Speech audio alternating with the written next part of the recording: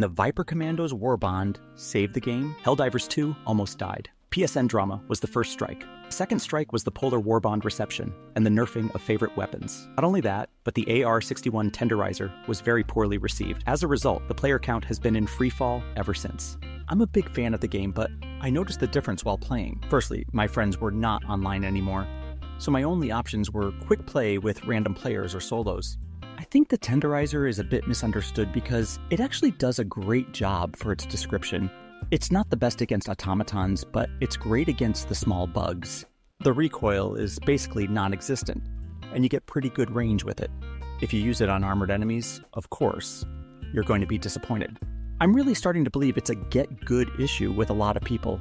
I see many of you going in guns blazing all the time, letting yourselves get surrounded by enemies and shooting all over the place. But we're going to get to this later in the video. Now let's look at the new Warbond. Viper Commandos Warbond 2 has generated significant excitement among the community.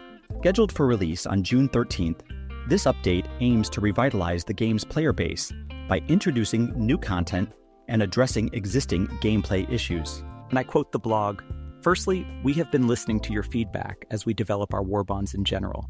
The idea behind each Warbond is to allow our Helldivers to roleplay their favorite soldier fantasies within our universe. But it's important that these are fantasies that actually appeal to our players. Based on player input, we're changing our approach to Warbonds moving forward in a couple of ways. Firstly, we're slowing down the pace at which we release Warbonds to give us a little bit more time to polish these designs before they're released. We don't want to rush anything out of the oven before it's fully baked. Secondly, we are changing the arrangement of items in each Warbond to make room for new item types, and also higher quality armor and weapons. This will prevent us from simply adding more of everything, which can lead to weapons that feel redundant and uninteresting armor. When we started researching items for Viper Commandos, we wanted to be sure we answered our player calls for stronger theming that coordinates across all the items, more emotes, unique armor passives, and more thoughtful designs, rather than simply giving more of the same. Now, I don't know about you, but to me this sounds like great news. They go further on to say, "If you ask me, this is our strongest themed Warbond yet, with Helldivers equipped from head to boots with the finest tools to live out their jungle combat dreams. For a primary, we're giving you a new version of the Liberator, the AR-23A Liberator Carbine.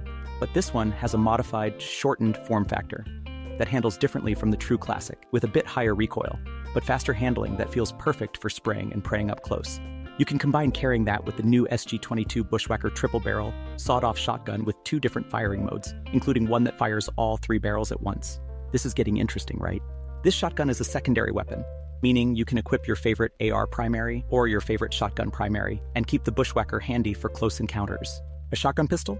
How about that? I can't wait to try this one out. And the armors are nothing short of inspired. Catch me in the PH-9 Predator, inspired by a veteran of the Viper Commandos, who was said to have held off an entire Terminid brood with nothing but a machine gun, pocket knife, and orbital laser. The headpiece has a beret, and it looks devastatingly cool when combined with the mark of the Crimson Fang cape. We also have the PH-202 Twig Snapper for your jungle heavy, which looks awesome with the Executioner's canopy cape. Although, mixing and matching works great for both of these sets. Both armors in this Warbond feature the Peak Physique passive, which improves melee damage and weapon handling. They both also feature bare arms and bulging biceps with a variety of randomized skin tones to keep you sweat-free when diving in the humid atmosphere. Another exciting addition to this Warbond is new skins for your Hellpods, Exosuits, and Pelican 1, inspired by the classic woodland and tiger stripe camouflage patterns. This pushes that customizable fantasy just a little bit further for a really cohesive look for your squad. One of my things in Viper Commandos is our new utility item, Throwing Knife. Imagine mowing down a crowd of Terminids and running out of ammo with only 1 bug remaining. No time to reload, so you dive backward and throw a hunting knife into its carapace right before it descends on you. There's also a new booster called Experimental Infusion, which gives your stims the added bonus of boosting your movement speed and reducing the damage you take for a short time. Now, the big question, can the Viper Commandos Warbond save the game? I think there's a chance. Right after the announcement, the player count jumped back up to 55K on Steam. Warbond is set to release on June 13th, so we can expect an even bigger boost to the player count. I think the booster is sick. Probably one of the best boosters to ever be announced. It will probably be my new main. So let's look at what the community thinks about the new Warbond. Some players see the update as a step in the right direction, addressing previous issues with the game's content. The addition of skins, in particular, has been a popular request among players since the game's inception. Others express concerns about the new weaponry. They see the latest additions lacking in that aspect. The reduced number of weapons has also been a point of contention for some players. While some see the update as promising, others remain skeptical about the gameplay experience offered by the new content. I'm really starting to believe it's a matter of improving skills for many players. I see a lot of you rushing in, guns blazing, letting yourselves get surrounded by enemies, and shooting wildly. Instead, take cover, improve your aim, and choose the right weapons for the situation. Mastering the right strategies and weapon combinations is crucial for success. For instance, when dealing with Terminids, players should prioritize fast and high-damage weapons. The shotgun breaker or spray and pray excels in this role, particularly against lighter enemies due to its high damage output. Similarly, the AR-61 is effective for quickly dispatching smaller threats, making it an excellent secondary weapon choice. For support, if your squad has multiple members wielding the Quasar Cannon, it is beneficial to equip a grenade launcher. This setup conserves orbital strikes for critical situations, providing a tactical advantage. Conversely, the popular belief that the railgun is the best weapon for fighting automatons is a misconception. The railgun's lengthy setup and firing process make it impractical during intense battles with numerous bots. Instead, a more efficient approach involves using a sniper rifle, which allows for rapid elimination of multiple enemies. Additionally, the autocannon orbital strike is highly effective against heavy units, often taking them down in a single shot. By maintaining a stockpile of powerful ordnance and using cover wisely, players can significantly enhance their survival and combat effectiveness. Moreover, constantly checking your magazine is a small but vital habit that can save your life in the heat of battle.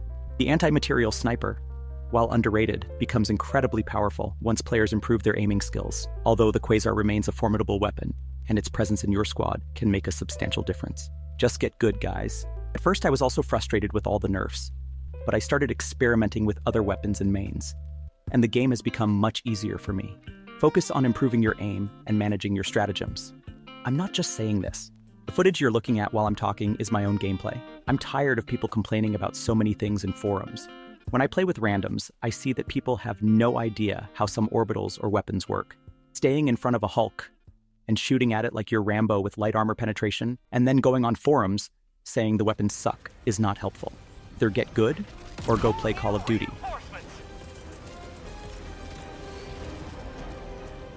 Requesting approved. Reinforcements have been launched.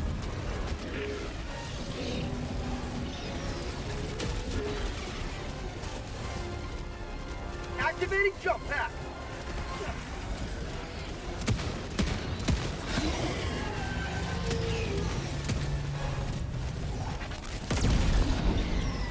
Five minutes left. We can't stay this low much longer, Helldiver.